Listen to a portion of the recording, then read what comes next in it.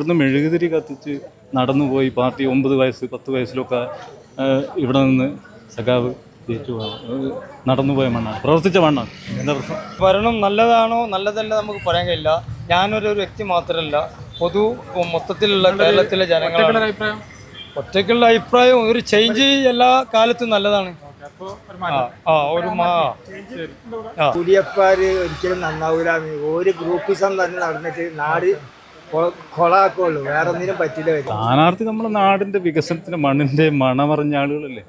എത്രയോ കാലം, അരനൂറ്റാണ്ട് ഇവിടുന്ന് മെഴുകുതിരി കത്തിച്ച് നടന്നുപോയി പാർട്ടി 9 വയസ്സ് 10 വയസ്സിലൊക്കെ ഇവിടെ നിന്ന് സഖാവ് ജയിച്ചു നടന്നുപോയ മണ്ണാണ്, പ്രവർത്തിച്ച മണ്ണാണ്. എന്താ പ്രശ്നം? വികസനങ്ങളേ ഉള്ളൂ, വികസനത്തിന്റെ പെരുമഴക്കാലല്ലേ. പിന്നെന്താ പ്രശ്നം? ഇവിടുത്തെ വികസനത്തെ സ്ഥാനാർത്ഥിൻ്റെ കാര്യങ്ങളൊന്നും ഇവിടെ ചർച്ചയില്ല. വികസനമായിട്ടുള്ള ബന്ധപ്പെട്ട ഈ നാടിൻ്റെ വികസനം, ഈ നാട്ടിൽ നമ്മൾ കാണുന്ന വികസനം, അത് മാത്രമേ ഇവിടെ ചർച്ചയുള്ളൂ. സ്ഥാനാർത്ഥി ഇന്ന ആളാണോ മറ്റു പ്രദേശത്തുള്ള ആളാണോ അതൊന്നും ഇവിടെ ചർച്ചയില്ല. അപ്പോൾ ഈ ഭരണാധികാരികൾ ചെയ്തില്ല എന്നല്ല, ഇതിലും മെച്ചപ്പെട്ട ഭരണങ്ങൾ ഈ കേരളത്തിൽ വരണം എന്നുള്ളൊരു ആഗ്രഹമാണ് ജനങ്ങൾക്ക്. ഭരണം മാറണം എന്നല്ല, ഭരണം ഒന്നും കൂടിയും മെച്ചപ്പെട്ടുകൊണ്ട് പൊതുജനങ്ങൾക്ക് അഭിപ്രായം ഉണ്ട്, അടുത്ത അഭിപ്രായം ഉണ്ട്. LDF മെച്ചപ്പെട്ടു വരണം മാത്രമല്ല, ഇതിൻ്റെ ഒരു പുതിയൊരു രൂപീകരണമായിട്ട് വരുന്നതാണ്. LDF വരണ്ടെന്ന് പറയില്ല, ജനങ്ങൾ തീരുമാനിക്കും. LDF വരണോ UDF വരണോ ജനങ്ങൾ തീരുമാനിക്കും. ജനങ്ങൾ തീരുമാനിക്കില്ല. ഭരണം നല്ലതാണോ നല്ലതല്ല നമുക്ക് പറയാൻ കഴിയില്ല.